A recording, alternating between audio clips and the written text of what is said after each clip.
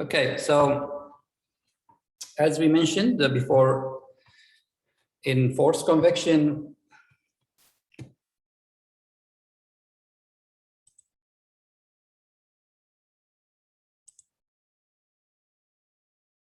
we said now we are following the Newton's law as we did before. So Newton's law is following this equation, the H, which is the heat transfer coefficient multiplied by the heat transfer area, which is surface area, normal to the heat transfer, and the delta T, which is the temperature of the surface minus the temperature of the fluid, because here we are dealing with fluid, not like the conduction only with solid. In this case, we are dealing with fluid. And we said that in order to get the value of H, because remember before in the examples we mentioned before, or we used before, we always have been given the value of H. So always H is given. Now we said that our duty is to find H. So this is where we need to find H now. So and we said that in order to find H, we have to find three values. The first one is the value that which is the ratio between the internal forces to the viscous forces, and we said this can be described by the value of Reynolds number, right? So Reynolds number can, if we know the Reynolds number, then we can find out the type of the flow, whether it's laminar or turbulent, right? And we said to find Reynolds number, we just need to follow this equation, which is the density multiplied by the velocity multiplied by the length of the surface, if this is a flat surface, or D rather than L, we put D, which is for diameter of the pipe or the tube. So if it's flat surface, then rho VL divided by the dynamic viscosity, or we said this is for surfaces. And for pipes, we said it is same thing, density, rho, multiplied by the velocity, multiplied by now D, the diameter of the pipe, divided by the dynamic viscosity. Or sometimes we can use, we can say VL divided by nu, which is the kinematic viscosity, which is mu divided by density, whatever. These values, density, viscosity, we can find it from tables. So if you know the fluid type, let's say for example air, we take we take the TAF, T film, and T film is the surface temperature TS plus the fluid temperature, the bulk temperature of the fluid. So T, we call it T infinity, divided by 2. So we take this value to tables. And we find from this all the values of density, specific heat, K, conductivity of the fluid, mu or nu, whatever. All right, so all these values, we can find it from tables at T film. So remember, we don't use TS in tables or T infinity in tables. We use the average, which is the T film. We take this T film and go to tables. All right, so this is the first thing that we need to find. We need to find the Reynolds number. And then we said also we need to find another value, non-dimensional value, which is Brannan number. Brannan number also we can find it from tables. So if you have the tables here, you can also in the meantime you can find Brannan number. All right. So in Brannan number, which is it has the effect of the thermal bulk of the fluid. You don't have to go into details, but Brannan number also we can get it from tables. If it's not available in tables, of course, we can follow this equation, which is the viscosity multiplied by specific heat divided by conductivity, all right? But most likely, this value, you can get it also from tables. Okay, so Brandon number, you can get it from tables, right? So the last thing is to find here is the Nusselt number. So Nusselt number, we said Nusselt number depends on the type of flow. So if you know it's whether it's laminar or turbulent, then you can, and you know that, let's say, flat surface, then you can use the equation for that case. All right. So let me clear this now. So when we found the Nusselt number, this is what what we said. Nusselt number is equal to HL divided by K, or HD divided by K if you have a cylinder or tube, right? So for this case, HL divided by K. And now to find H from this equation, H, it will be equal to Nusselt number based on this equation divided by, multiplied by K divided by L. Okay, now we need to find Nusselt number in order to find H. So Nusselt number, we said, if you go to the equation in the next page, now we said that for flat surface, laminar flow, we follow this equation.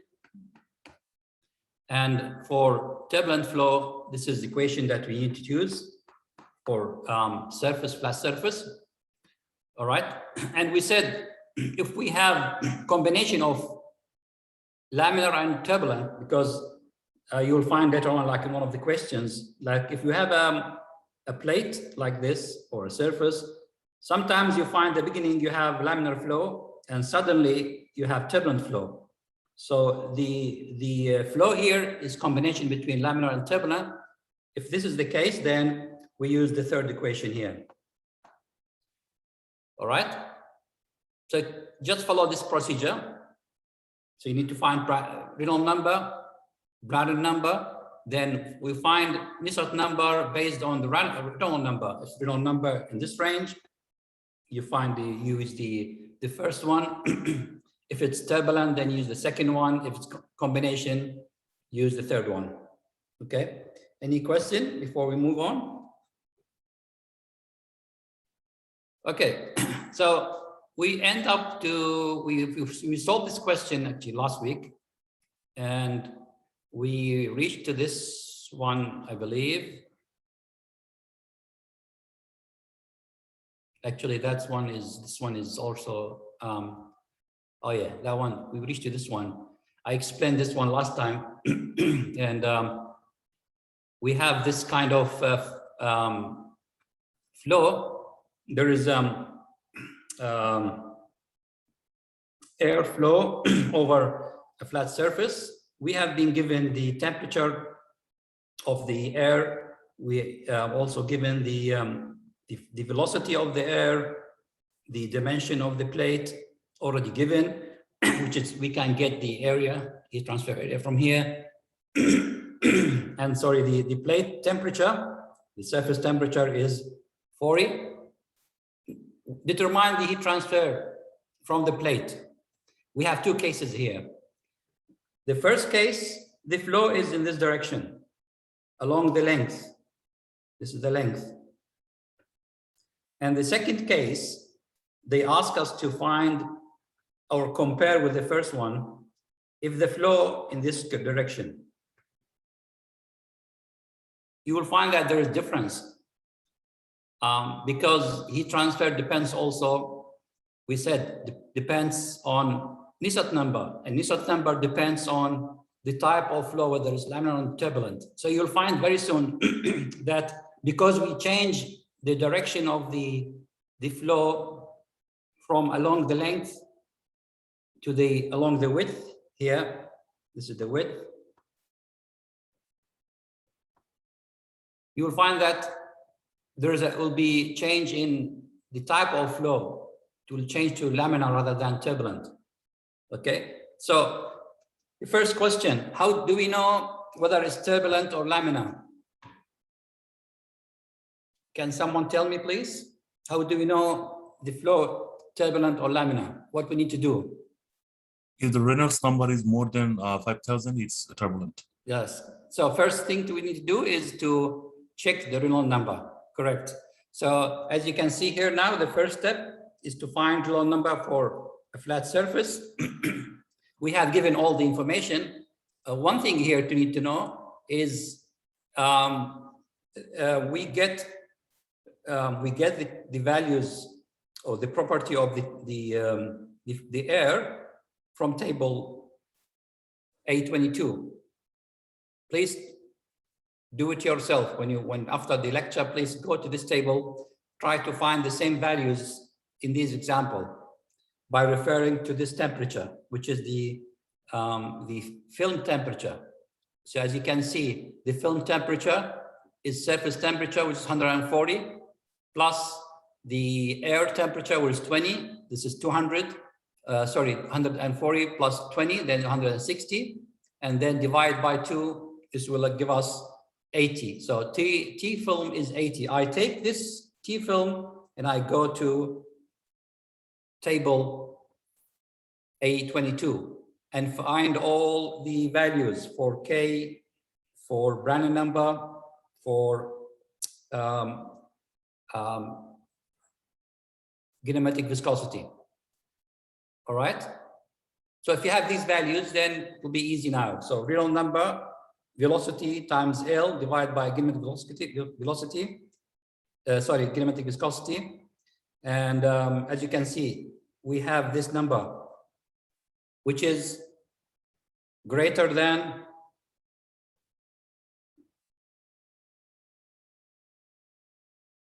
5 times 10 to the power 5. This is the limit of laminar.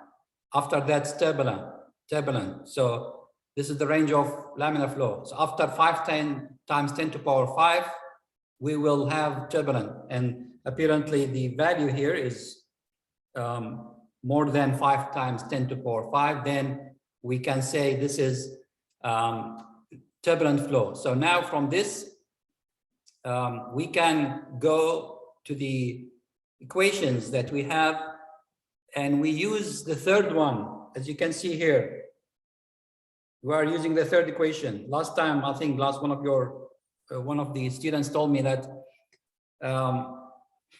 why we use this one now if it's turbulent. That's correct. This is turbulent, but turbulent at what distance? For the whole length.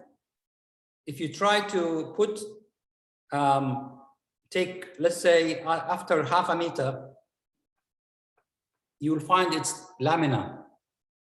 So for half meter of the length, it is laminar. After that, it's become turbulent. So then it means that we have combination of laminar and turbulent. Therefore, I should use the third equation. All right. But even if you use the second one, which is turbulent one, you'll find that the difference is not too big, because you can see here the only difference between two equations is we are subtracting this value 171.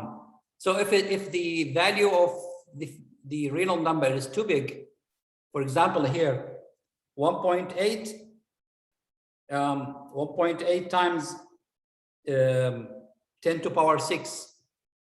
So it is about 1,800,000, right? So if you subtract from this value, 871 is not a big deal. It's really. So you find that it's close, but it depends, of course, on the L. So the longer L, then you'll find the difference will be bigger. Okay, but for short distance of laminar flow, it will not have too much effect. Okay, So that's just to give you an idea. So now from this, we can find Nusselt number. Now, if you know Nusselt number, we said Nusselt number is HL divided by K. I know the L, I know K, I can find H. So from this one, we can find H. So this is the value of H. And this is a measure for heat transfer, right? So the bigger H, the bigger heat transfer, the more heat transfer we have. Because we said heat transfer is Q dot is H A delta T. So if you have more H, higher H, then we have higher or more heat transfer rate. Yeah. Okay. So that's our first case. This is the heat transfer from the flat plate when we have the flow along the length. So I now need to ask you, we're going to do now the second one. We're going to do the second case, which is the this one here. When the flow is along the width. What do you think? Do we have more heat transfer or less heat transfer?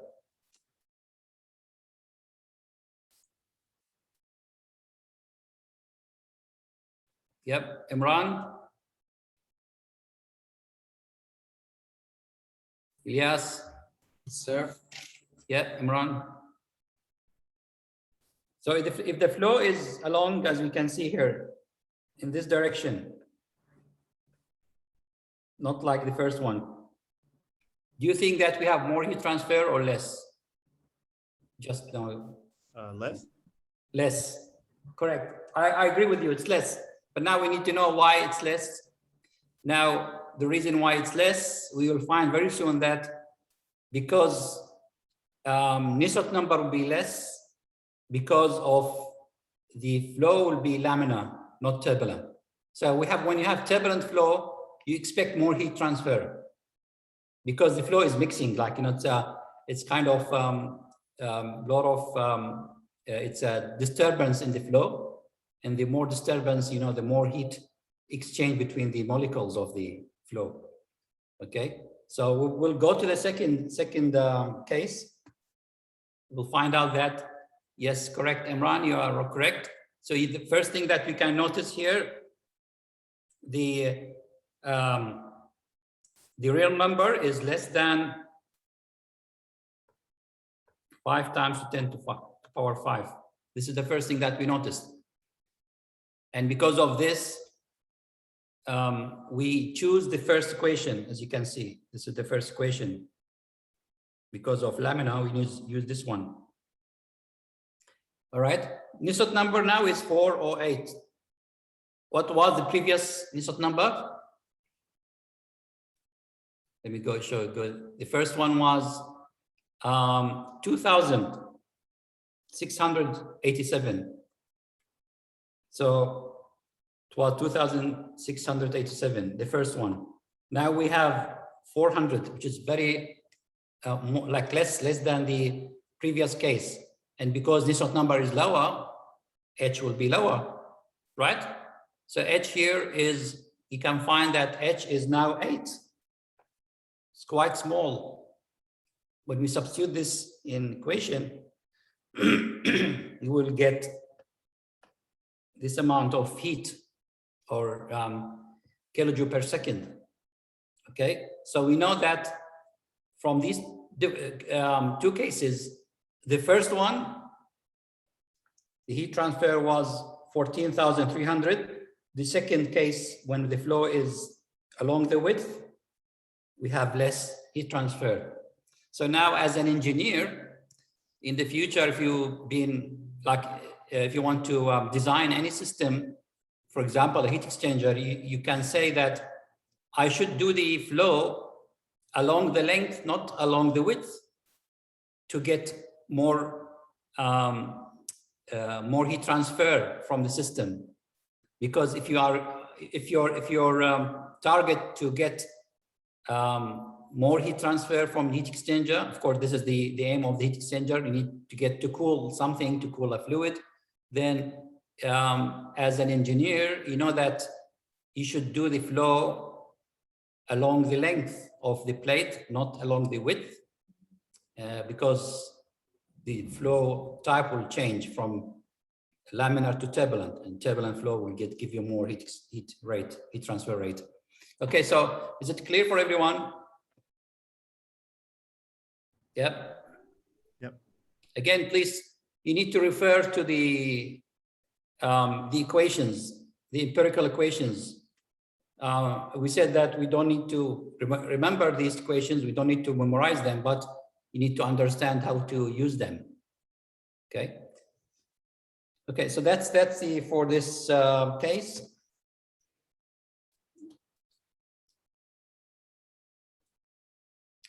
Right, so we said that external, we have two types of external, along surface or over a cylinder or circular surface, right? So in this case, we need to find the heat transfer by forced convection over circular cylinder. And there are also many equations for this. Okay, referring to this equation, which is called the Churchill and Bridgestine equation. This is like quite complicated equation, as you can see.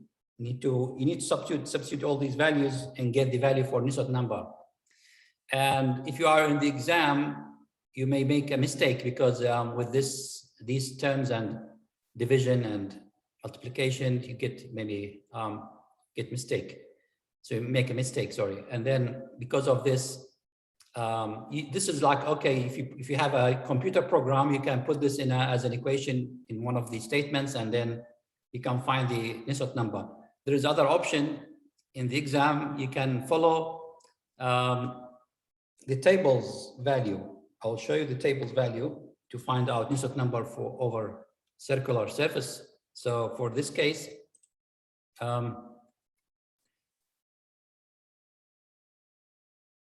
this is the table I'm talking about. So in this table, as you can see, we have different types of surfaces, not only circular.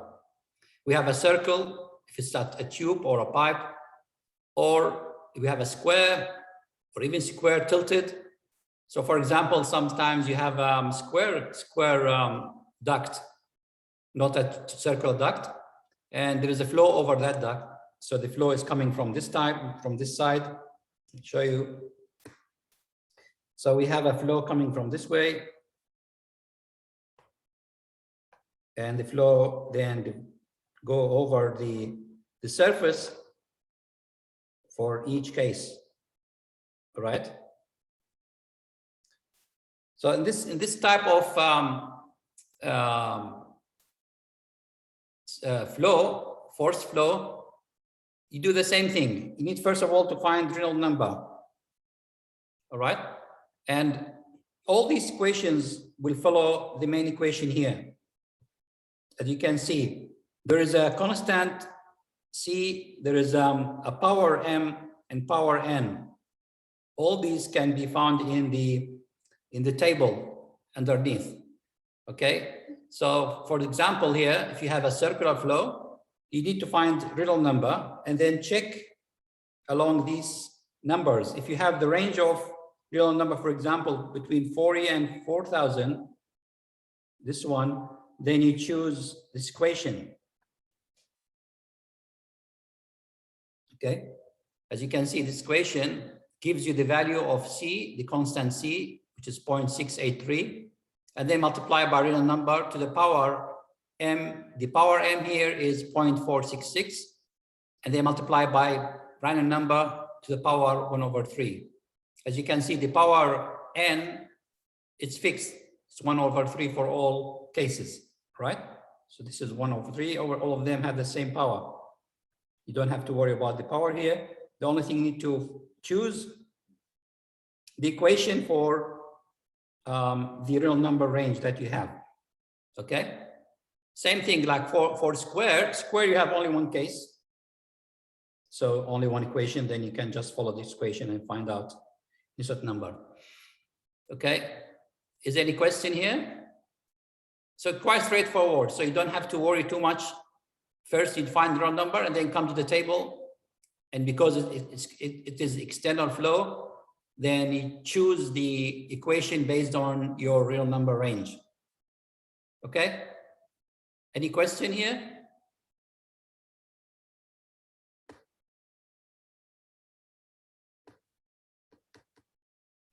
Right.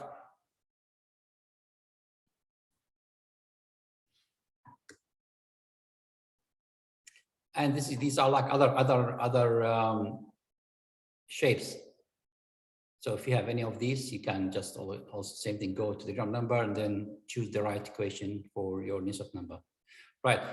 So let's do this example about a flow over a circular surface. In this case, we have a steam pipe. We have a pipe and there is a wind. The wind is coming from this side, as you can see.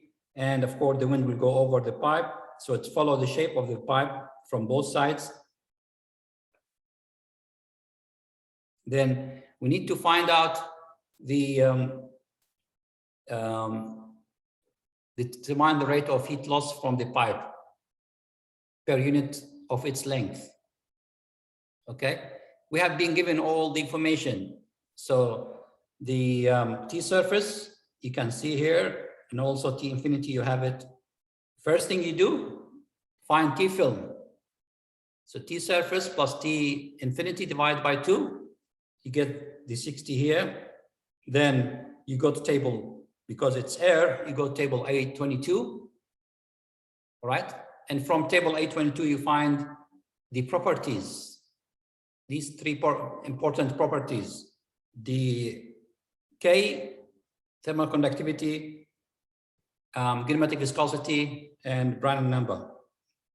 So once you find these three values, now you go and find the Reynolds number, okay?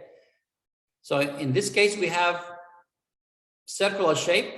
So rather we say VL length, we say VD. So you can see here, it's VD, it's not L, because we have circular shape. So VD divided by nu, and then we found Reynolds number here. Okay. And for this Reynolds number, we have two options. Either we follow the equation of Churchill equation, or we go to the table I showed you before.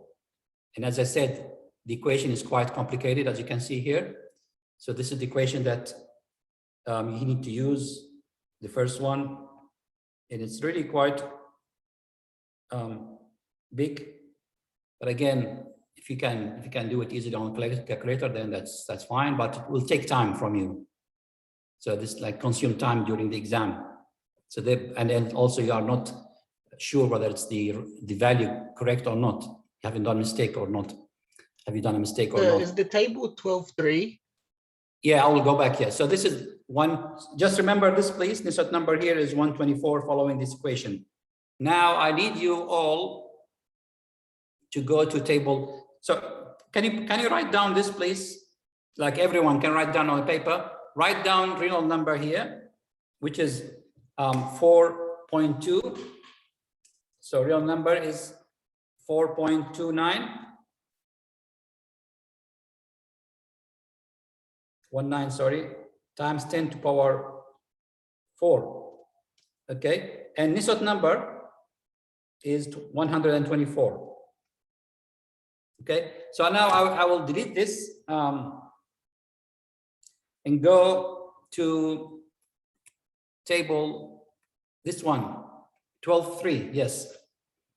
Who asked me about the table 12.3? Me, do we have access to it, sir, on the Yeah, if you go to views into the formula sheet, you will find it there in the formula Okay, sheet. so it's there.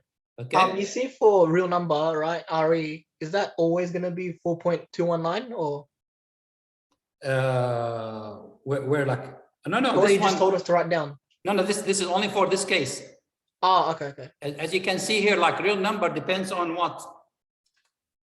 Depends on many things. Depends on the velocity, as you can see, Okay, yeah. Velocity. and also diameter. If you change the Diameter, diameter, then you'll change the real number, correct? Yeah. So now for Right. this case, this real number 4.2 times 10 to power 4. If I go back to this table, what's the shape of the surface? Is it square or circle? Circle. Yeah, because a tube. This is so I know that this is my case. I go to this first to this case and then check these values for real number. Where is my range? The real number is 4.2 times 10 to power 4, which means that it is 42,000. So 42,000. This is my range, right? The real number I got from the equation, from the example is 4.219 times 10 to power 4. Which one I should choose?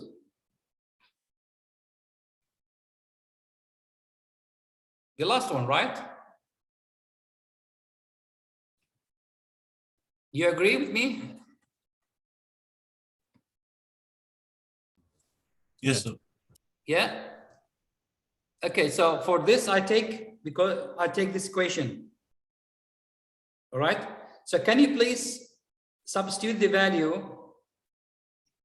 of real number and Brandon number in this equation and find out insert number, and we need to compare it with the equation that we used. Yeah. So can you choose this, please? Take this equation and based on real number 4.2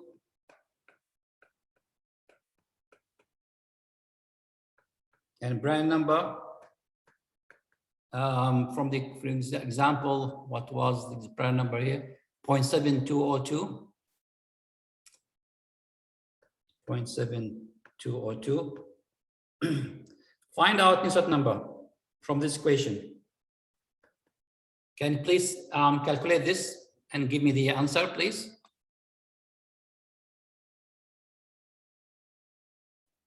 $1,280. 1,280. So did you plug the Reynolds number of 4.219? 4.219. Oh, yeah, okay. Yeah. Times 10 to power 4 to the power here, as you can see, 0.805 times, just follow the equation, the last one. So this is Jingshu told me this, or who found this insert number? Oh yeah, sorry, it's 128. Yeah. Sorry. 128 or 1280? Yeah, 128. 128. 128, not 0, right? Because I just was, yeah, I'm saying that this is not too big. Correct. So this is 128. And what was the one we had from the equation, the big one, the complicated equation, this one? Can you see this equation? What was the insert number? 124, right? So the difference is not big, really. So 124, 128. So rather than that, you follow this equation, this the big one here, quite complicated equation. I just go to the table and find insert number based on real number and Brand number and get the value, and it will be the same, like it's almost the same. So the error is not big, or difference will not be big.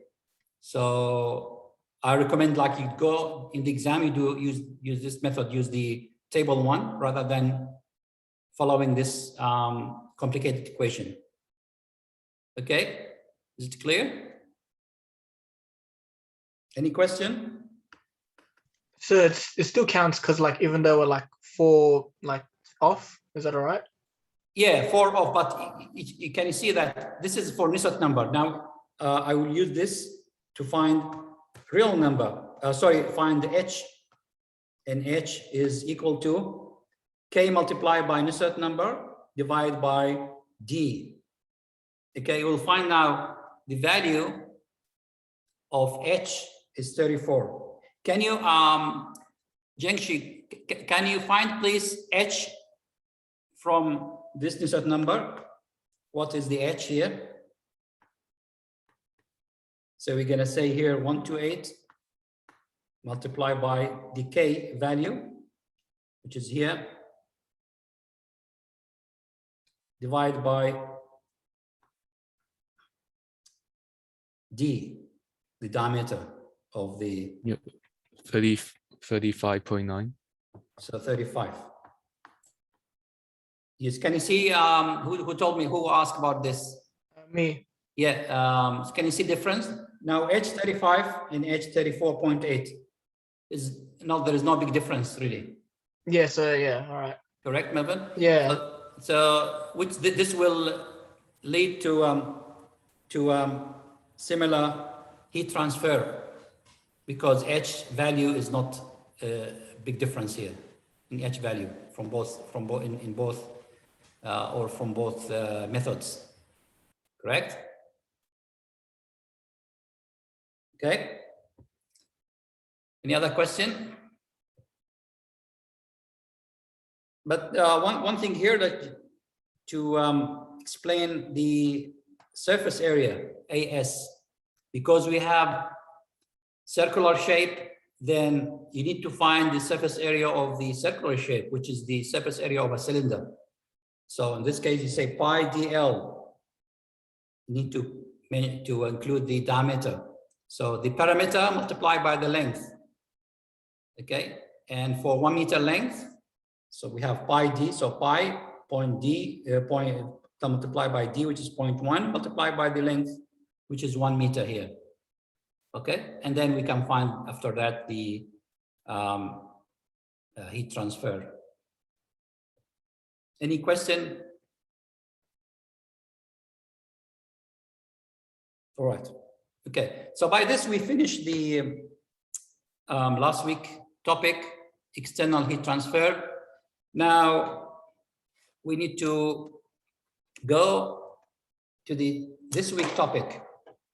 So this week topic is about the forced convection. We are still in the convection topic, but now rather than saying external convection, we say internal convection flow.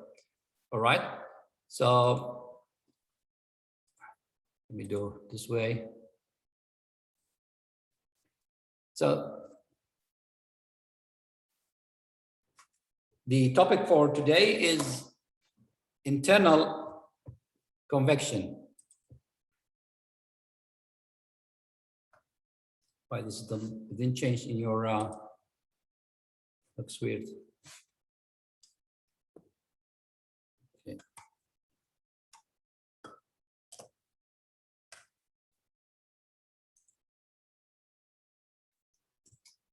Can you see my new slides or?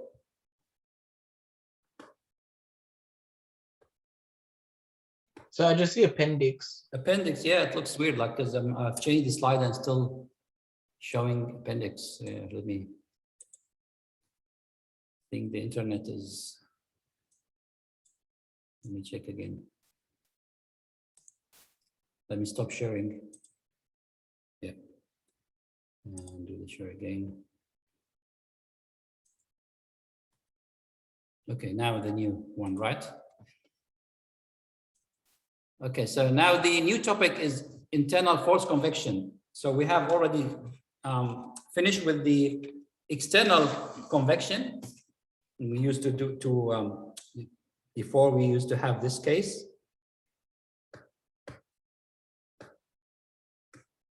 We used to have this case, either flat plate, a flow coming over flat plate, or over a cylinder. Okay, This is the case that we studied last time. Now, in this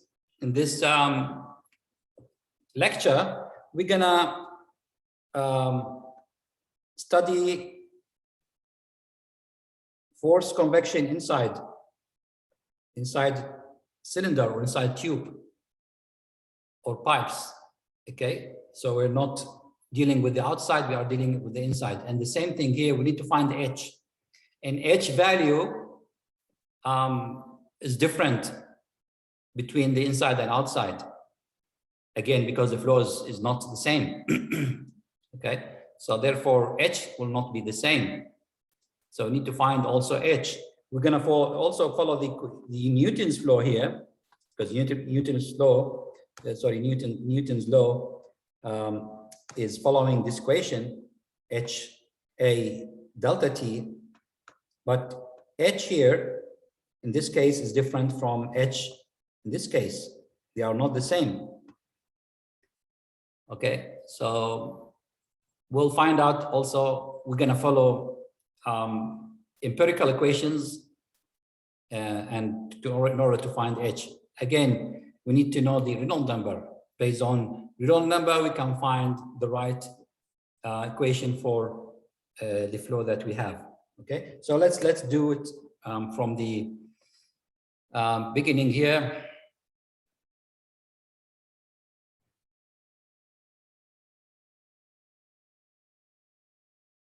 The Reynolds number for flow in circular or non-circular tubes, we have different type of cases here. If you have a flow inside a circular tube or a flow inside a square duct or rectangular duct, these type of ducts are being used in air conditioning systems or air ventilation systems in buildings. So you will find this kind of square duct. Or you have, let's say, a channel, a flow inside a channel, like the fourth cases. But for each one of them, we said we need to find Reynolds number, because from Reynolds number, we can choose the right equation to find Nusselt number or H, heat transfer coefficient. Now, as you can see here, real numbers have the same definition. There is no change for circular or internal flow. You just need to follow the same equation. The velocity multiplied by d divided by nu, kinematic viscosity. But the only difference here, d,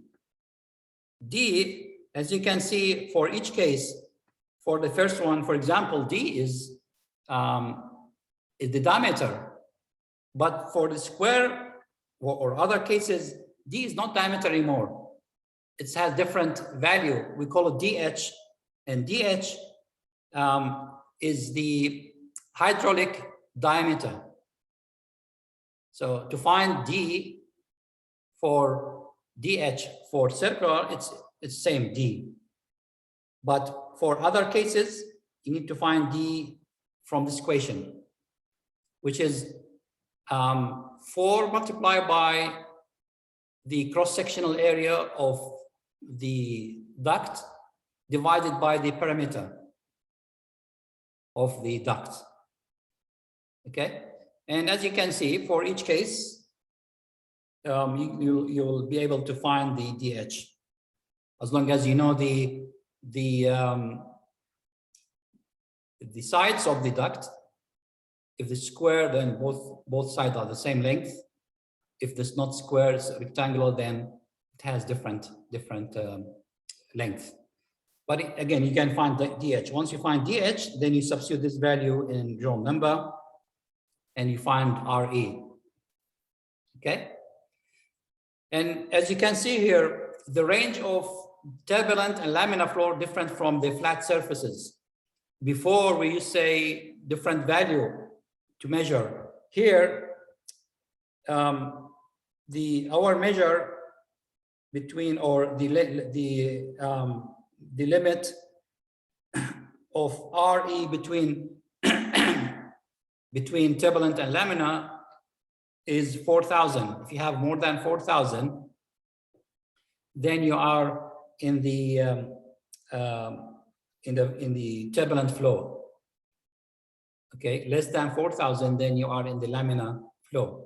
As you can see, these values is more conservative because here it said that laminar flow can be 100% if 2,300 RE, but after that there is a transition period.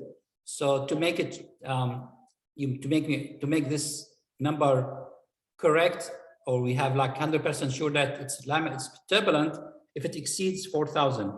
So once it exceeds 4,000, then we know that it's the 100%, it start to be turbulent flow. Okay, so this is the measure that we need to check with. And now, once we know the real number, we can find the other values of Nusselt number. So let me before I go to the values of Nusselt number, just go quickly through the some definitions here. So we mentioned before the boundary layer of the flow based on the velocity. As you can see, when the flow is entering a pipe, it enters with its stream velocity. So it means all velocity everywhere here in the stream are the same. So once it starts to enter the pipe, you can see that the velocity profile start to change gradually until we reach to this distance, where you can find that we can call it fully developed velocity profile. As we mentioned before, the middle of the center of the flow will be the center of the flow have maximum velocity, and as we go toward the surface of the tube, the velocity reduced to its lower value. And therefore, we said when we measure the velocity, you must measure the average velocity. Don't worry too much about this, because the velocity value will be given in the exam or in the question. But this is just for, let's say, for experimental purpose, that in experimental work, when you measure the velocity, you must measure it along the profile and find the average, then average velocity. Okay. And this is the values of critical real number, as you can see, for each case. We mentioned before, for overflow flat plate, flow over flat plate, we have this number 5 times 10 to the power 5. Over cylinders, it's 2 times 10 to the power 5. And now inside tubes, we said it's 2,300, but we prefer to take our greater than 4,000 will be turbulent, for turbulent flow. Okay. So this is the definition of, or some definitions about the boundary layer and the effect of the boundary layer on real number values. Okay. Any question? Right. Now we go back to what we need to find, which is the heat transfer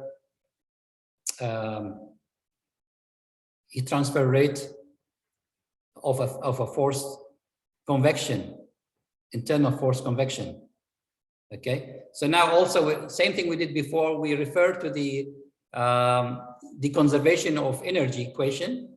And as you know, now in the energy conservation, we need to apply all the heat in, heat out, right? So if you take an element of the tube or the pipe, as you can see here, this element, I take this element, I find out what's the energy entering the element, what's the energy exiting the element. As you can see here, if I have, let's say, a flow coming in, this flow has some heat, it has some energy, correct? And if I, let's say, add heat from outside to the tube or to the pipe, this heat will go through the walls and reach the fluid.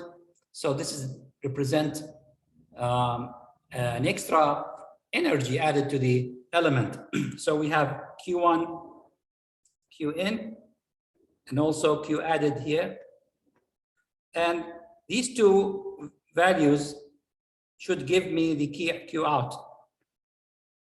The Q out here, so based on the energy balance, I should get Q out equal Qin plus Q added, right? We call this energy balance, of course. So now from this energy balance, I can find the value of heat transfer coefficient. So going back to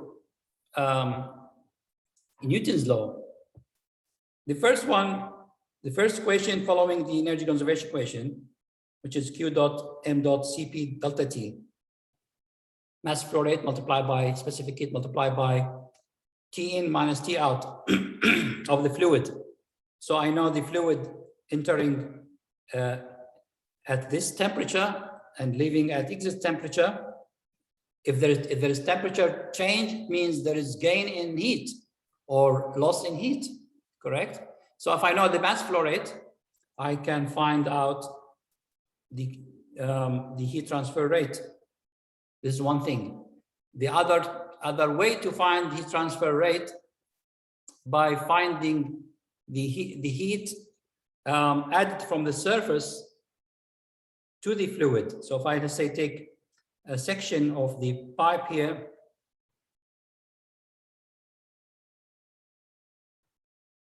so for example, this is the wall of the pipe, and there's a flow inside the pipe. All right, and the temperature here, the surface temperature of the pipe, internal surface, this is Ts. And there is T bulk or T fluid, which is the average temperature of the fluid. So following Newton's law, I can also find the Q dot by using Newton's law. Q dot is equal to H multiplied by A, which is the surface area of the pipe, internal surface area, multiplied by Ts minus T infinity. Okay. So these two Q, the Q found by this equation and the Q found by the first equation here, both of them are the same, because the Qi added to the fluid is the difference between in and out. So this is what we are saying here. Okay, so if I put this equation here, and then from these two equations, I can find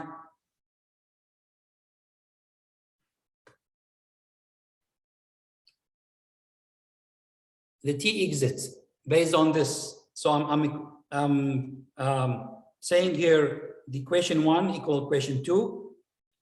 Solving these two equations, I can end up with this equation, which is give me the value of exit temperature.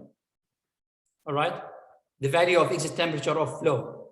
But this is based on a condition, which is, as you can see in the title here, constant heat flux, which means that there is constant Q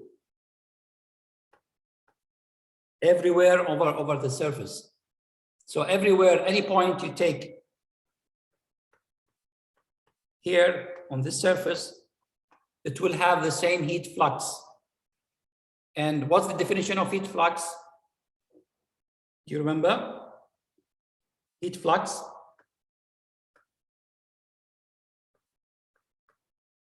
is equal to heat rate divided by the area. Okay. So which is in watt? This is in watt.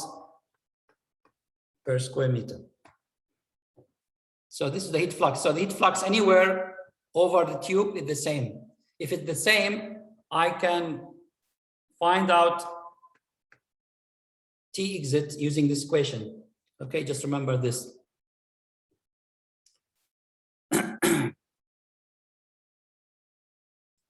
Is it clear for everyone? So now if I want to represent this on XY diagram, so this is the x-axis, this is the y-axis, and the x-axis represent the length. So here length of the tube. So if I say if I have a flow coming from this side,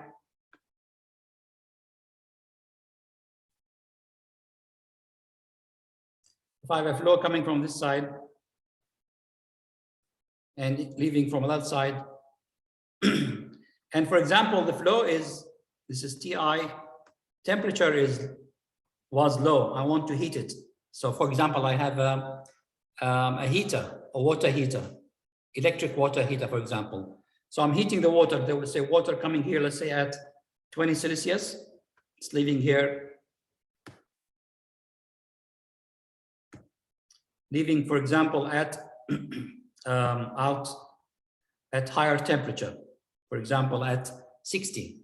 So if this is Tn, for example, 20 Celsius, it will leave at T exit. T exit, let's say at 60. Okay, so as you can see, there's an increase in temperature along the length.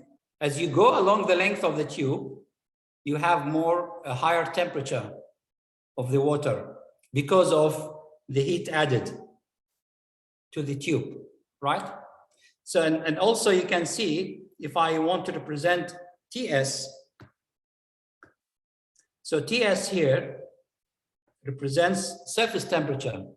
And as I go along the tube, same thing, surface temperature, for example, because at the beginning to be lower than the exit surface temperature, right? And then you can see here again there's a difference. So for example, the surface temperature at the beginning 40, and the exit will be surface temperature will be, for example, 80. Okay. So this is like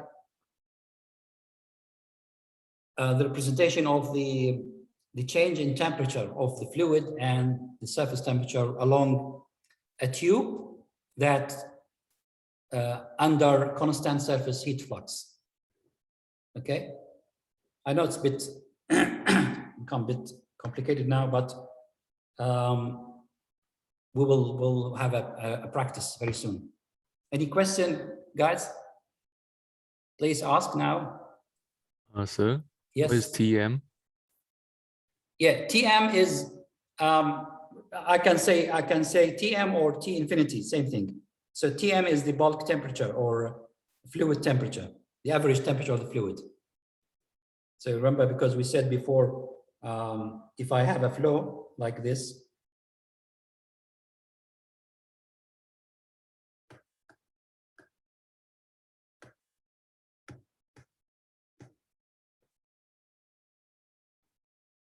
if I have a flow, drink sheet, and inside the tube, we said the T here close to the surface is different from T at the middle, correct? So we take average, we call it average temperature of the fluid. So this is TM actually, the average is TM. So we can say TM or T infinity is the average temperature of the flow. Okay, and this of course also will be given to you because you will not measure it. So in the exam you can't measure. So in the exam you will be given the temperature of the fluid, which is the TM. Clear, Jiangxi? Yes, sir. Thank you. Okay. All right, so this is one case, a case when we have constant surface heat flux. All right, if we don't have this case, and this is like what we said, this is the end of, like, this is the final equation we reach to. Okay, now, okay, good. We have example. Better to practice example before we take the second condition. So this example probably, yeah, we need to solve this example using Kahoot. So let me first explain this for you. Explain the example, and then we go to Kahoot and try to solve it there. If you have a scrap paper, please put some information here because you need it in Kahoot. Especially, you need these values from the table. So you will not use the table because you don't have time, but you need to write down these values. So let me explain this example. So we have a heater, a water heater. And as you can see, the water is entering at a temperature here, quite low, it's 15 Celsius. And we are trying to heat this temperature, to this water, to a higher temperature, to 65, which is the temperature of the traditional hot water system. So 65. Now, to achieve this, we need to add heat. So as you can see, there is a heat added to the tube.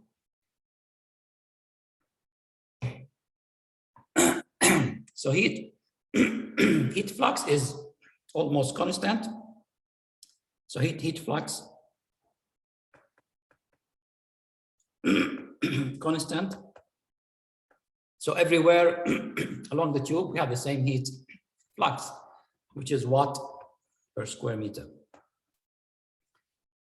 Okay, this is one thing. And also we have been given the diameter of the tube. We have two diameters because the tube is not very thin. So we have inner diameter and we have outer diameter. So the outer diameter here is D out is equal to 40, and inner diameter of the tube, DI inner, is equal to 20 millimeter. So remember, these are in millimeters. You have to change it to meter. So that's the first thing. We have the diameters. Also, we have the flow rate. That's good. So we have flow rate is being given 0.1 kilogram per second. And also we have been given the heat flux. As you can see here, the heat flux is 10 to the power 6 watt per square meter. Okay. From this information, we have flow of the water in and out. We can get the average temperature of the water, which is 40 Celsius. And we can go to table A15 and find these values from the table. So again, please go to this table, try to make yourself familiar with the table, because if you don't open it now and then come to the exam and open it, you will be like, you will struggle. You'll struggle a lot in finding this information. So it's really better for you to, when you go through the lecture after the class, try to open yourself the table and see where are these values. You'll be familiar with these values better than not doing this now, and then you come in the final or in the exam, you'll be really, you get a lot of trouble in finding these values.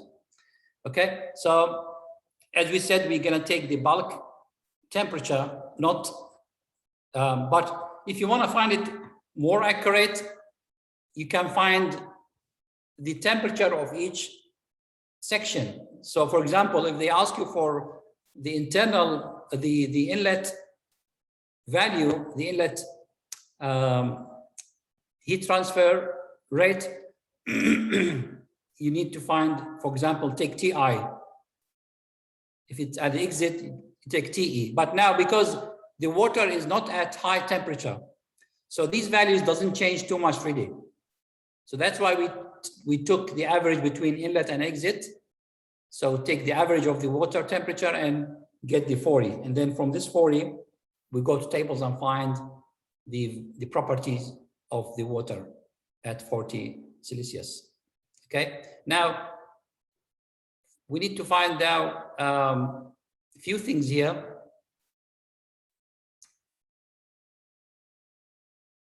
How long must be the tube to achieve the desired outlet temperature? We want to know the length of the tube.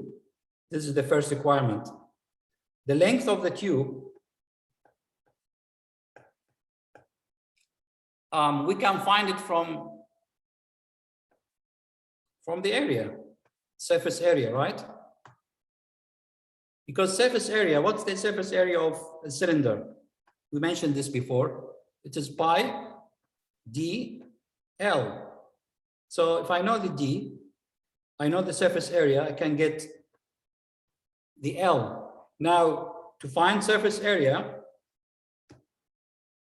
you can find it from Q dot, because Q dot is H AS delta T. So if I know delta T, I know H, and I know Q dot, I can find AS, all right? So this is the way that we find L, but we'll come to this step by step, don't worry. Okay, but now just to explain to you, this is the first requirement of the question. And then the other requirement is they ask me to find, or they ask to find the local heat transfer coefficient H at the exit of the tube. So I need to use the exit temperature of the water. Okay, let's go to Kahoot and find out this step by step. But let me before do this, because I still have time, I think. Yeah, let me go through the solution here, and then we go to Kahoot to practice this again. Okay, so this is like better way to understand. So I'll go through the solution now. So try to focus with me, please. And then when we go to Kahoot, you need to remember the method that we mentioned to find each value. So first thing that as you can see, we found the water properties, and then we apply this equation. We said because we have constant heat flux, we can apply this equation. Q total is m dot multiplied by Cp multiplied by water out minus water in to the tube, right? And so all these values are given, we can easily find the heat transfer added to the tube. So I can find out how much heat I added to the tube. Okay, heat rate, not heat flux. Heat rate is the total heat added to the tube. This is one thing, right? So that's one thing I found here. Then to find L, so L, we mentioned that because I know the heat flux, so I know Q dot given in the question, H to the power 6 watt per square meter. Okay, this is per square meter. So if I know the total Q, if I divide which is here in watt, as you can see, this is in watt. So if we divide the Q, divide by QS, I get the area. Because per square meter, I have this value. For the total, if I divide the total divide by this QS, I can find the A. As you can see here, this is what we did. So this is the area, the outer surface area of the tube. And as we mentioned, the surface area is pi dl So if I know the D out, which is given in the question here, it's 40 millimeter. So I substitute this in the value here, and I find the length of the tube, which is 0.166 meter. It's very short tube. Okay. Is there a question, please? Can you ask if you like? If you can ask me now before we move to Kahoot. Is it clear for everyone? Okay. Now, there are two areas here because we have different diameter. The surface area outside is different from the surface area inside along the tube because D is different. Correct? So we have two surface area, inner surface area and outer surface, but the length is the same, of course, length of the tube the same, but the diameter is different, and that because of that, the area will be different. Okay, so now the inner surface area, we can find it same thing. We can follow the same thing and find out the inner surface area. And also we can find inner heat flux. So heat flux, because it's watt per square meter, it will be different from outside and inside. So inner heat flux, as you can see here, is Q total divided by this value, inner surface area. And I got here different heat flux from the one given before, because the area is different, smaller area. We have more heat flux per square meter. Okay. Now, if I want to find the heat transfer coefficient at the exit, I can follow this equation. This equation is given in the tables or in the formula sheet for constant heat flux. Qs is equal to, following Newton's law, Qs is equal to H times delta T, surface temperature minus fluid temperature. So the water temperature at the exit here is 65. The surface temperature at the exit, it's given here, as you can see, 70. So this is the inner surface temperature, is 70. So I have these two temperatures. I have the surface temperature inner, and I have the fluid temperature 65. And I know the QS is already found from previous step. So this value is already given. These are also given. So then I can find H value. Solving this equation, it will give me the H value. So H value is 1,942 watt per square meter. Okay. So 133,942 watt per square meter Celsius. Okay, so this is the H. Okay, any question, guys? Any question? All right, so let's go to Kahoot.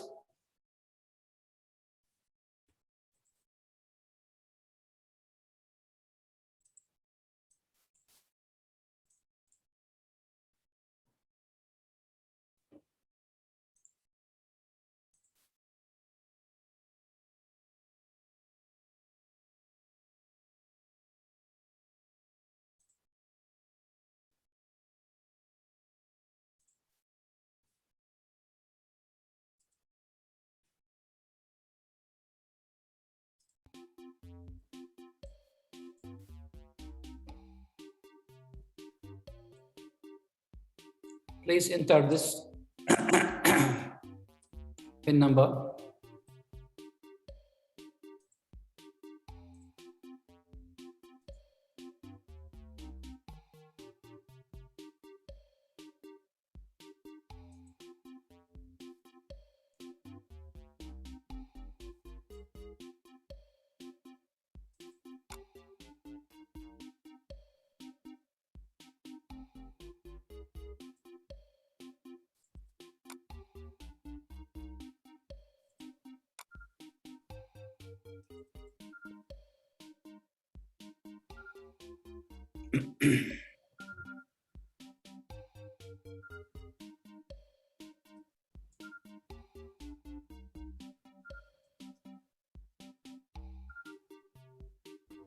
Sir, I can't see the pin or the code. Yeah, 1 second. I'll get you. Okay, sure.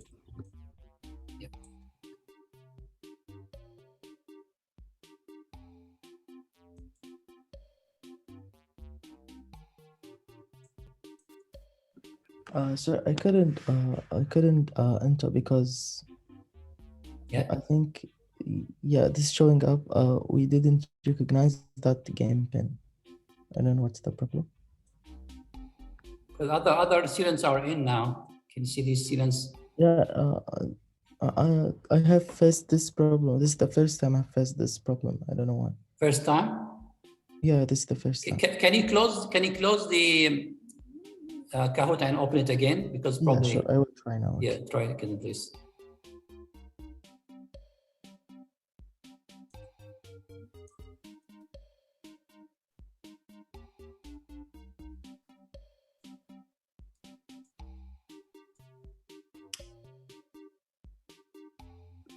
Sorry, sir. I can't see the pin. Yeah, sorry. I must have- Alright. Okay. Yeah.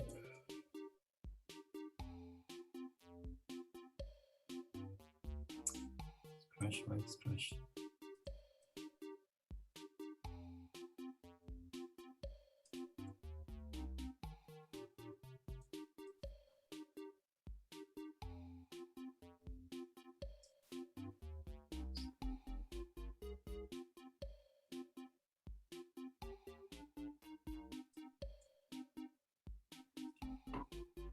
Okay, I'll do it after the class. No problem.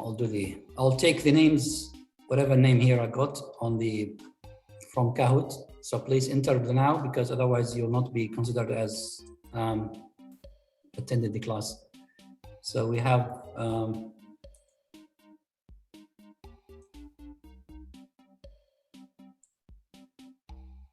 two, three, four, five, 7.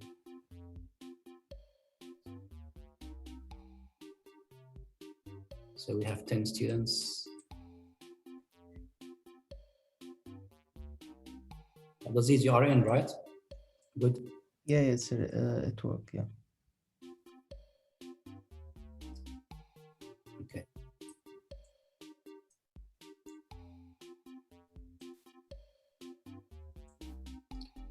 All right, so let's start now. So please, prepare a paper next to you or a calculator so that you can find the values.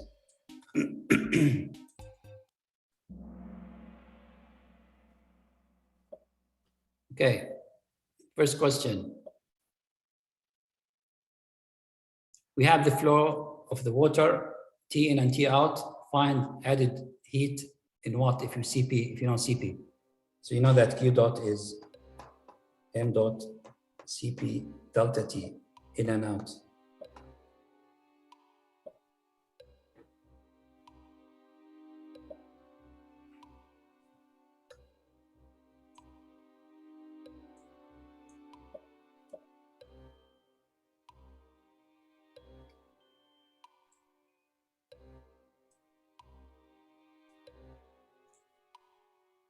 So what's with the gray bars? Sorry? That gray bar, yeah, it keeps moving. What is it? Yeah, this is, I'm trying to move it away from your screen.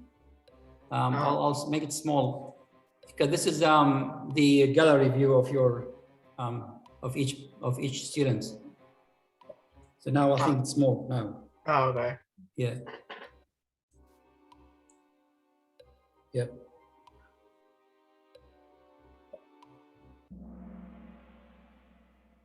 Okay, good. So following this equation, if you know the m dot, which is already given here, and T in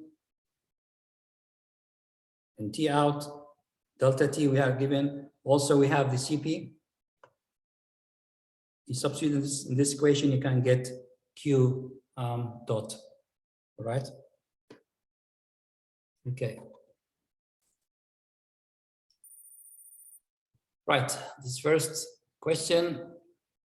Second one, what's the heat transfer area of the outer tube surface if the heat rate is 20 kilowatt? Heat flux is 1000 kilowatt. Remember that we said Q is Q dot heat flux multiplied by area.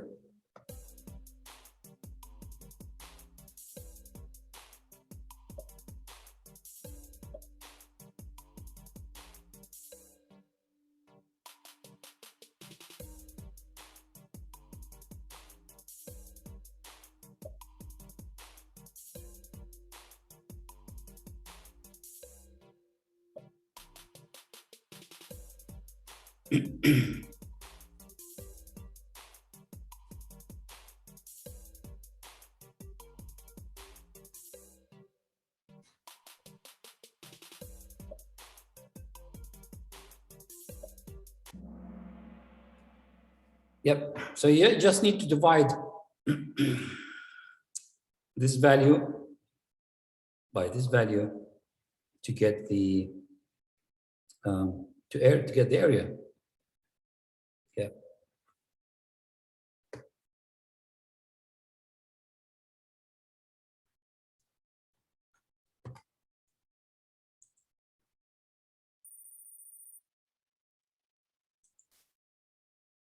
Okay, number 3. What is the length of the tube if the outer heat transfer area is given and D out is given also? So that's quite easy. So, you know, the area out is pi D out L.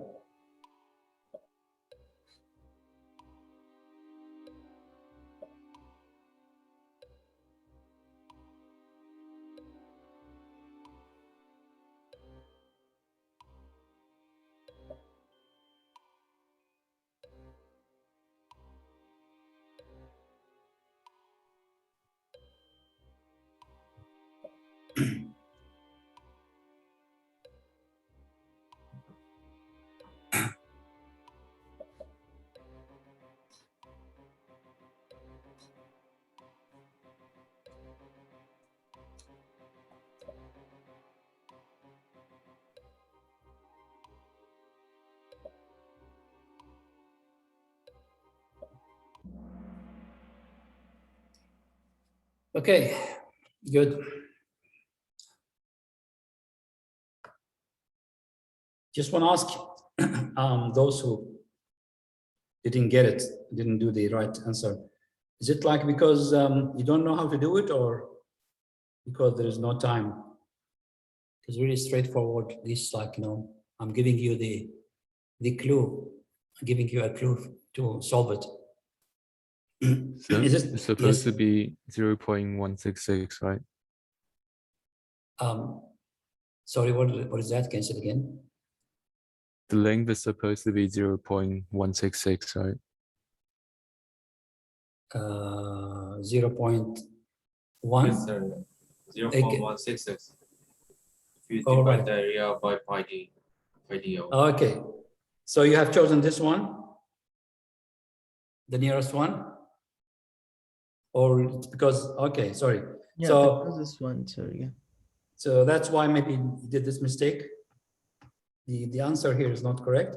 So if you just put this number, so the area already given, 0.0209, and pi times d, d is 0.04, then times L. So then L will be 0.0209 divided by pi, multiplied by 0.04. So this one gives you 0.1, he said. 1.66. Okay. Yeah. Okay. Sorry. All right. Okay. Okay. Thank you then. Yeah, maybe I have changed the value. That's why I get this. Okay. All right. Then this is not correct, but you have chosen this. If you got, when you got this number, you've chosen the 0.212, the nearest one. Jiangxi. No, I just chose No. any random one. Yeah, sorry then. Yeah, Okay. I didn't pick it because it wasn't Yeah, needed. okay, sorry, okay, no worries. Yeah, it's okay. Okay.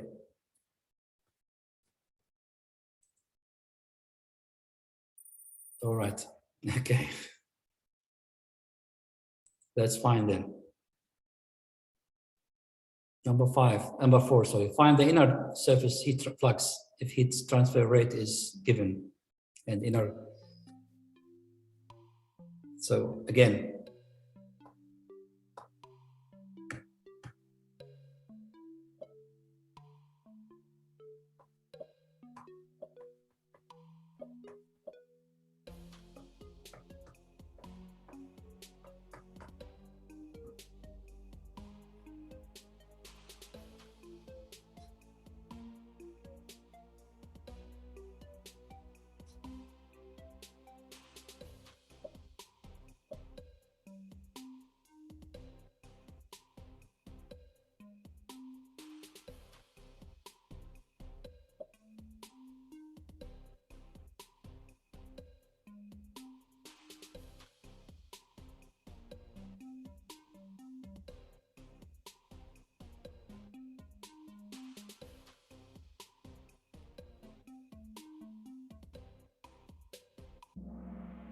yes, good, everyone got it correct.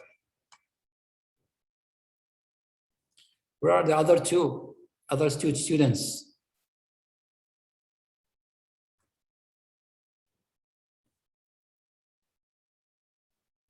Okay. We have 2 students did not contribute in this.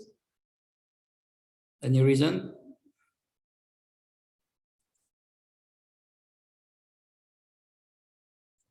Okay. All right, so the last one, find heat transfer coefficient H at the exit if inner Q dot heat flux is given and inner T surface is given. So you know that Q flux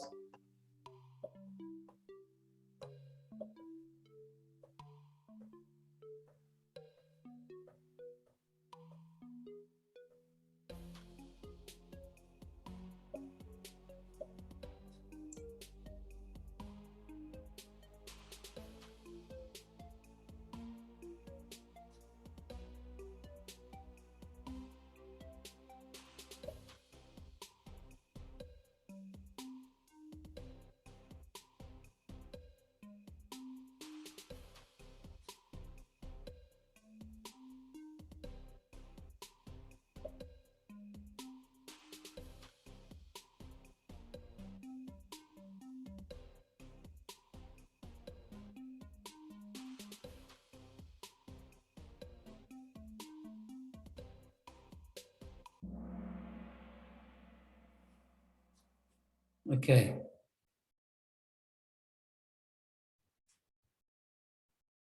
Any question here?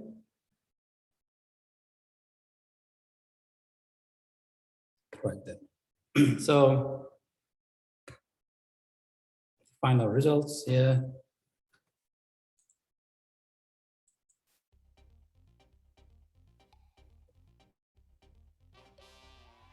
Number 3, Tariq. Number 2, Abdulaziz. Number 1 is Bakhtiar. Okay, thank you everyone. And sorry for the second question, wrong answer. But this is really good because everyone has joined us and contribute in this quiz or in this practice. Okay. I couldn't find 2 of the students. I don't know why, but we'll take this list of students who contributed in this exercise. I will take them as attended the class. Thank you.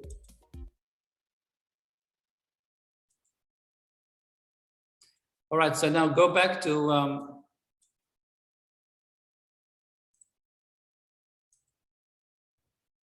So now we know the answer of this example.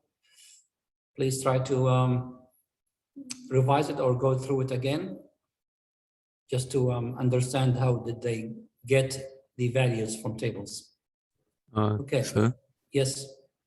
and why is the TM here equals to 65?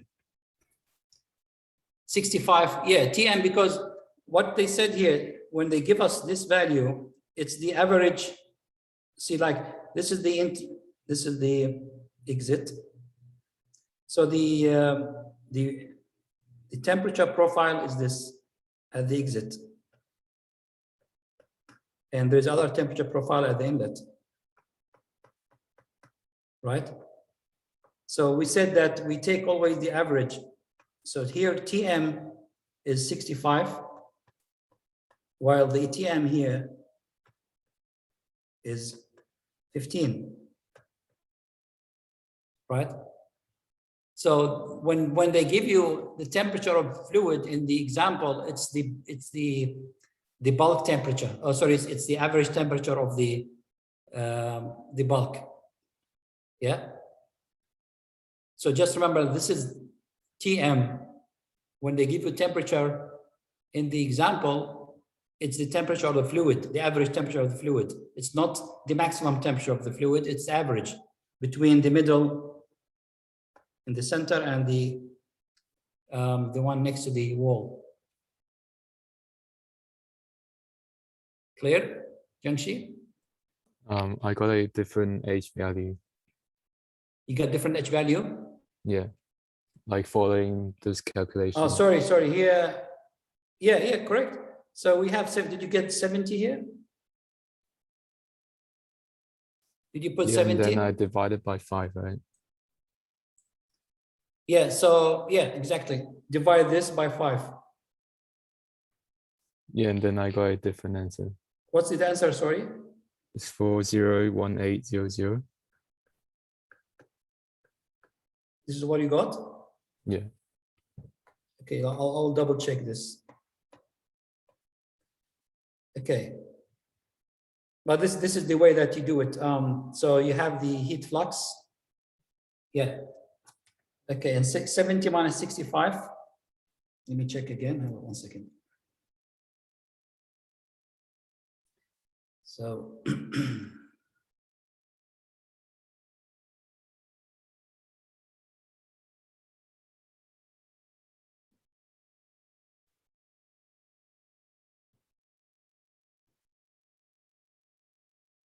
so you multiply by 10 to power 6.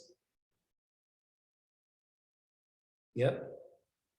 And then divided by the 5. Yeah, you are correct. So 4101,800. Yes. Thanks, Jiangxi. This must be 01. Yep, good on you. So I will fix this in the lecture slide, in the lecture materials in views, because it shows the wrong number. But anyway, now you know this is the correct one. Yeah.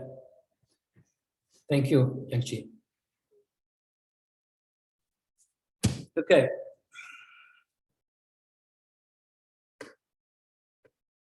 Yeah, I made these changes yesterday, so I didn't check it actually. Thought I changed it.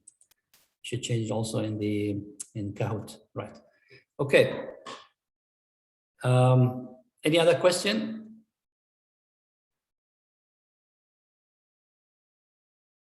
All right. Okay. Okay. Then we up to this stage we were finding the we were doing the calculation based on constant heat flux. So we said that Q flux is constant. Yeah, and to find the heat transfer coefficient or heat rate, heat transfer rate, we just need to follow this procedure, that one we did in this example. Okay, but now we have other case if we don't have constant heat flux, but instead we have constant temperature along the surface. So this will change the whole calculations, right? So the second case that we're going to take now is the constant temperature or the constant surface temperature along the tube or along the pipe, not constant heat flux. And you'll see that everything will be changed, everything, like you have different method of calculation. So this is the case that we're gonna work on now. So constant surface temperature, Ts is constant. It's not flux, heat flux is Ts, constant. And as you can see on Ts diagram or on the XY diagram, the constant temperature is following this straight line. So because this is the surface temperature is constant along the length of the tube, while the temperature of the bulk, T in and T out, is changing, it's increasing. So from lower temperature to higher temperature. And because of this, you will find that very soon there is a different method to find the heat transfer rate or heat transfer coefficient. Now, if I also go back to energy balance, the one that we had in previous case, we'll apply the same thing, m dot Cp delta T. This is from one side, the change in the heat of the fluid, and also, or change of energy of the fluid. And in the meantime, we can find, or we can equal this with the energy added from the surface of the tube. But here, the difference is both sides has variable. There is the bulk, the Tm is changing, and as well as the area. The area is also considered as surface area is changing. So having this differential equation and substituting the value of A, because here A basically is equal to the perimeter of the tube multiplied by the length, because every length you take here, at each x, we have different surface area. So if we can say dA is equal actually P multiplied by dx based on the length that we take. So the variable here will be dx. And substituting these in this equation, we can reduce this equation to this form. So we have d of the surface minus Tm, the change in surface between surface and the bulk temperature or the fluid temperature, divided by Ts minus Tm from this side, because we divide it by this. Well, this will equal to the H multiplied by the parameter P divided by the constants, the flow rate and Cp, both of them are constants, multiplied by the variable dx, the length of the tube.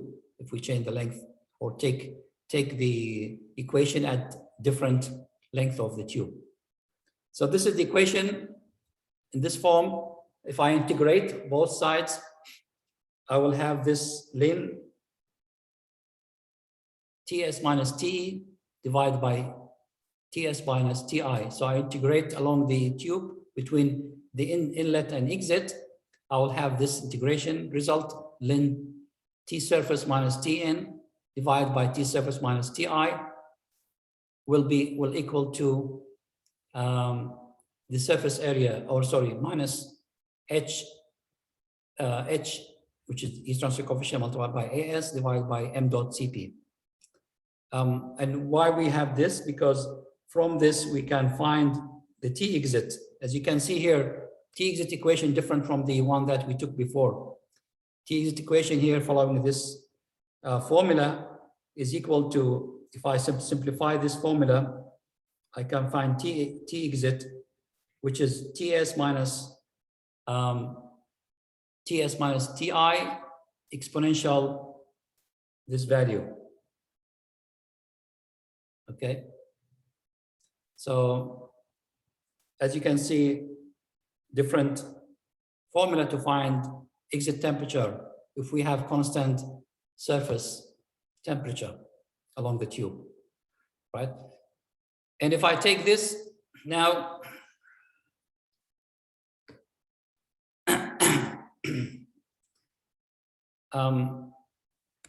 I can take the equation here of energy gained by fluid, which is m dot Cp delta T, and now substitute the value of m dot Cp from the previous equation. I can put this instead of m dot Cp, and I can end up with this equation. Q dot is equal to H multiplied by S multiplied by delta TLN. And delta TLN is called logarithmic mean temperature difference. Okay, so this is the logarithmic mean temperature difference. And as you can see from this equation, delta TLN is, you can follow this formula, delta TE minus delta TI divided by ln delta TE divided by delta TI. Okay, and it looks complicated, but it's really straightforward because you have this value, you know the inlet and exit temperature of both sides, and you know surface temperature, so you can find delta TE. And also here, you know surface temperature, you know the inlet temperature, you can find delta TI. And then all you need to do is take ln for this ratio and substitute it in the above equation. Okay. So now we know that how to find the Q dot for a constant surface temperature. So when you have a question like this in the exam, first thing you need to ask yourself, is it constant surface temperature or constant heat flux? And based on this question, based on the answer of this question, then you say, okay, if it's constant heat flux, I go to the first option and I just substitute the values there. If it's constant temperature, constant surface temperature, then I need to find the logarithmic mean temperature difference. Okay.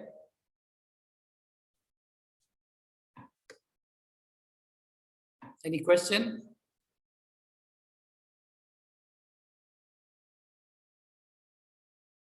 Okay, so we still have some time. We need, well, maybe we explain this formula or this last section. I need you to practice this really. This is the last section, which is the most important section of this part. How to find the logarithmic mean temperature difference. And you're going to use this actually in the heat transfer, in heat exchangers practical, because you have a practical about heat exchanger. And in this practical, you will use this formula actually, because in a heat exchanger, we have constant temperature. We assume that temperature is constant along the tube, surface temperature. So because of this assumption, you need to find the logarithmic mean temperature difference using this equation. Okay.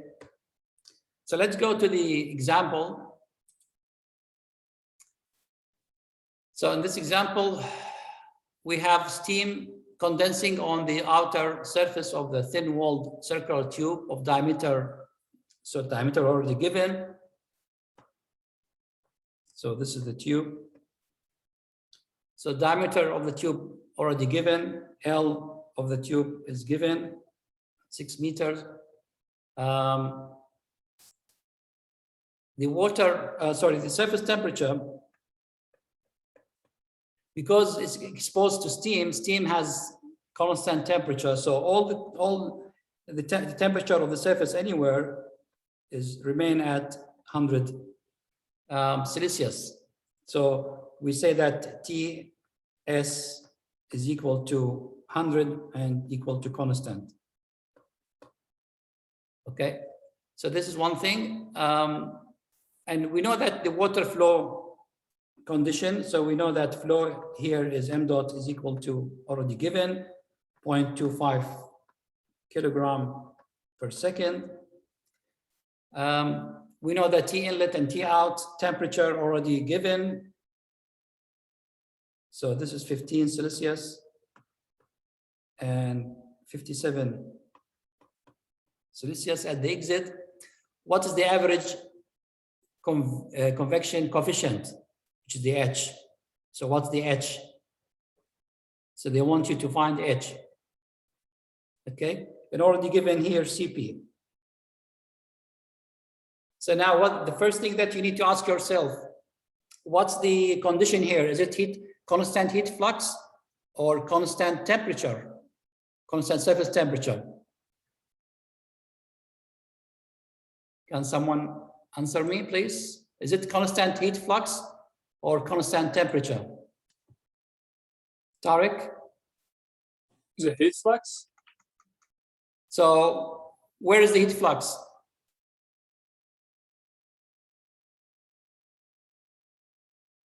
Can you look to the drawing here? What does it say here? Yeah, we have an inner and outer temperatures. Yeah, and the surface temperature. What's the surface temperature here? 100 degree. Yes. So because the outer surface of the tube exposed to steam, so everywhere, because it's steam doesn't change the temperature. Like the particle of steam are the same temperature everywhere, and the steam temperature is 100 Celsius. So it means that the surface of the tube at 100 Celsius everywhere, which means that it's fixed, so constant surface temperature. So the case here now, it's constant surface temperature. And because we have constant surface temperature, we expect that we apply this equation that we mentioned before. Q dot is H, that's H is same H, multiplied by A, also surface area is the same, but the only difference here is delta ln, logarithmic mean temperature difference. That's make the difference in our calculation. Need to find delta T ln following the equation we mentioned before. Okay, so again, I will apply this. As you can see here, this is the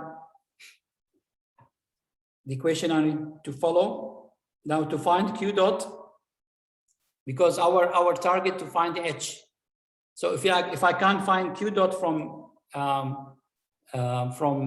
energy conservation equation, which is the change in heat energy between in and out following this equation. So if I know m dot, I have the m dot, I have CP, I have T in and T out, I can find Q dot, right? Once I find Q dot, I can substitute this value in this equation. And then the other thing that you need to do is to find delta T ln, because that's also unknown. So also, again, doing this, following this equation, I can find delta T ln, and also I can find the area, because I know the diameter of the tube is given 50 millimeter. So pi dl, I can find A, and then after that, I can find H, right? But the first thing that you need to do is to get the value of delta ln. This is the only difference that we have from previous method from constant heat flux. In constant heat flux, we just took Ts, surface temperature, minus fluid temperature. Here, we need to find delta T ln. Okay? Is it clear for everyone? So this is the first answer for Q dot. I substituted here. I need to find the delta ln. You find delta ln, and then find the area, and then substitute the area and delta ln in the equation of Newton's law to find H value. Okay. Can you practice this, please? Can you check with me this value? So I'll substitute the value here again. So delta ln is equal to, first you need to find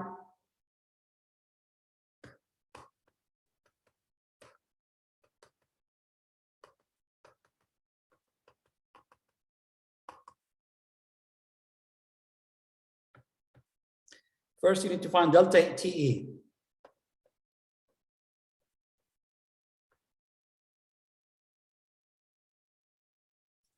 Yeah, which is in exit temperature. So 100 TS minus T exit. So this is 100 minus 57. And then delta T I, which is TS minus Tn. And that is 100 again, because it's constant, minus the inlet temperature is 15. So can you find delta T, delta I, and then take the ln for both of them, the ratio of them, and then get the delta T ln.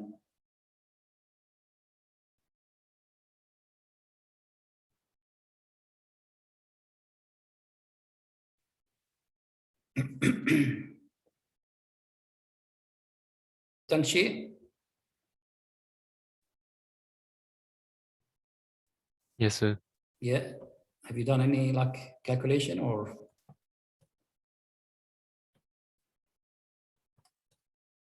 Uh, 61.63. Oh, you got it all. Okay, good. So you found the delta T E and delta T I, right? Yeah. Okay. All right, then that's at least you know how to do it. That's the most important part of this equation.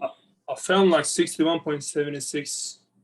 Yeah, well, doesn't matter, because if you just round off, like, figures, and that's doesn't. Yeah, if you round off the somewhere during the calculation, it'll give you like this fraction of the difference will be in a fraction, but it's still like 61. As long as you have 61 point a fraction, that's fine. It will not have big difference in the final result of H. So you already got it, Tarek? Sorry, sir? You already found it? Yeah, I found the TLN, which is 61.76, but I haven't done the rest of it. Yeah, that's fine, because 76 is not big difference. Yeah, but most important thing is just find delta TE, which is here 43, and then the second one is the 85. So you find these values and then substitute them in the delta TLN. Yeah. Okay, good. Any other questions? Any other questions, please? All right, so I'll assume that this is done. Now, how much time we have? Okay. Already finished, right? Just give me 5 minutes and then we'll finish this. All right, as you can see here,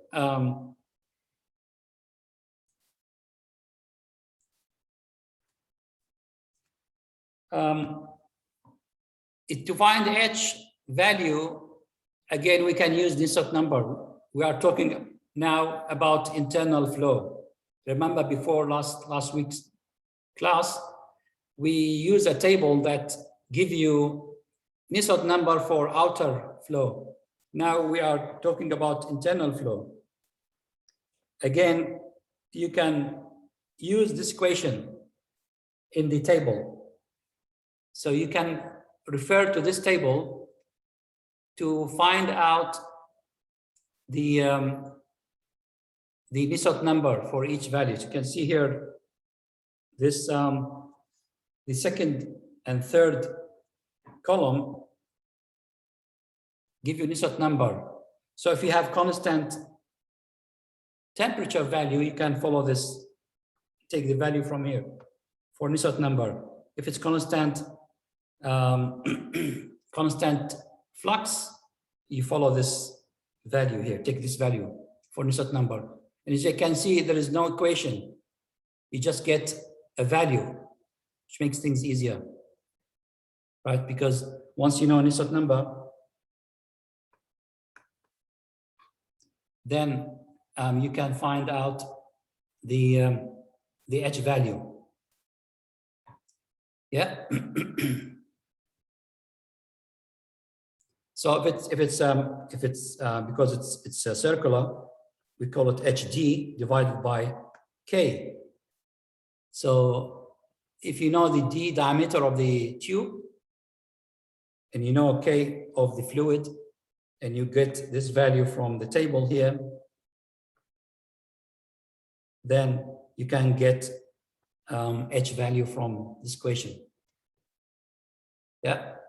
And if it's a square or other shape, then rather than have D, we need to find the hydraulic diameter, and following the equation here at the top. So you can get D for other cross section, other types of ducts or types of tubes. Okay, so that's how to find Nusselt number and then find the H from for internal flow, forced convection, internal flow. Any question? No, so good, sir. Okay.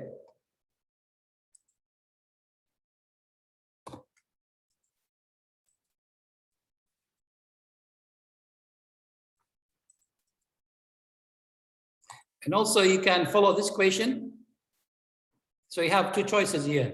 You take it from the table here. If not, because this doesn't consider the flow, the type of flow inside the tube. So if you already given the flow, you need to follow these equations. So now for fully developed laminar flow, you need to follow this equation. You have so different type of equations depend on the experiment, or depends on the author or the person who run this equations or run this practical experiments or these experiments. So you can see that different type of methods here, but make it easier for you, we need to just get one method here. This is the one that for fully developed turbulent flow. Because remember, in this equation, in this table only for laminar flow. You cannot apply it for turbulent flow.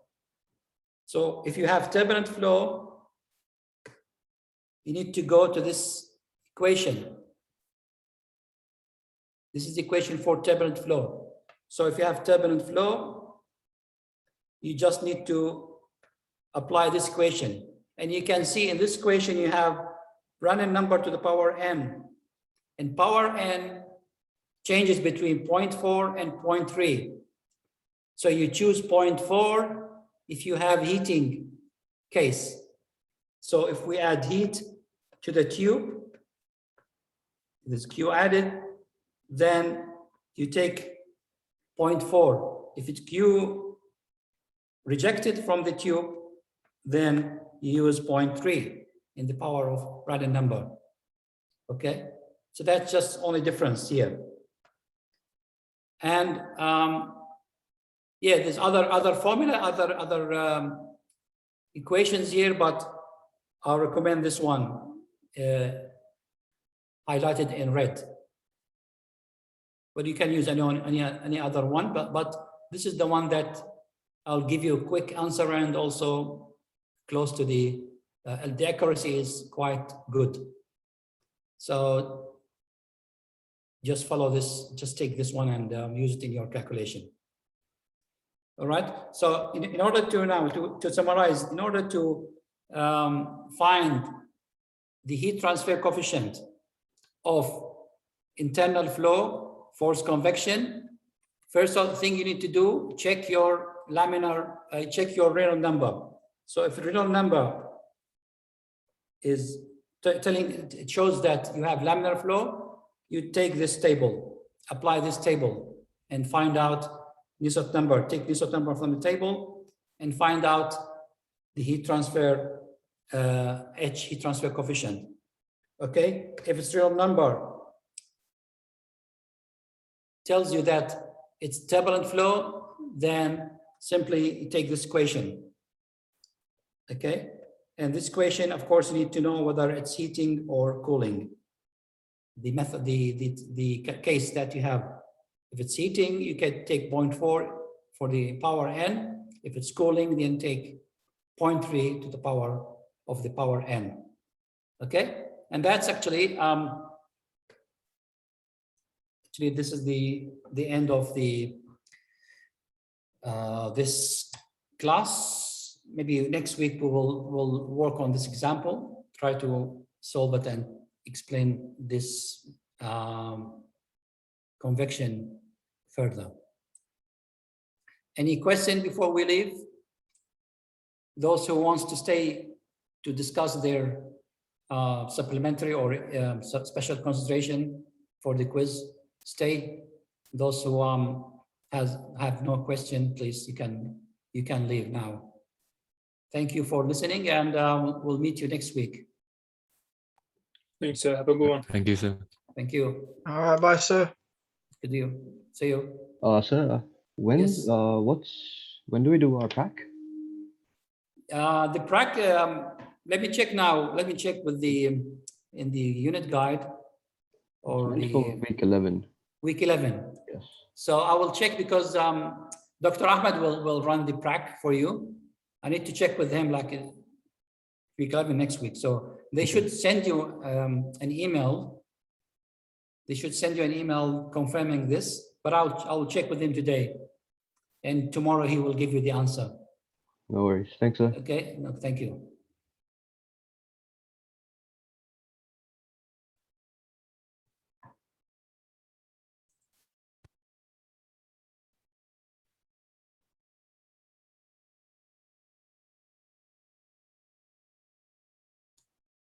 So Abdulaziz, Yes, sir. so what's the message you received from Yeah, the? I received a no reply message. Do you want to forward to your email? Yeah, if you have, please, yeah, it's better. Can you send it to me, please? Yeah, I will send it now. Okay. So, and then I will reply to you based on this. Okay, sure. Yeah. Okay. Anyone has any question?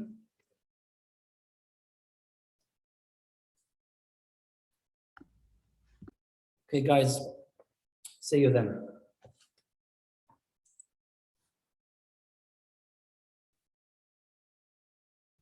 Sir. Yes. Okay. So I will get your response from that email or what? Yes, I'll reply to you now. Just I'll reply to you now. Okay, all good. Thank you so much. Have a Thank good you.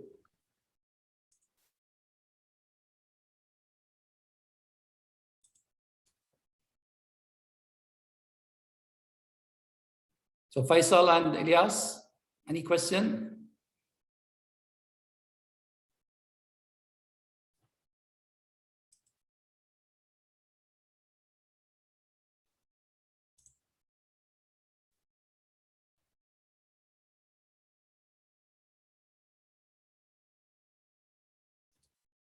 Okay, thank you.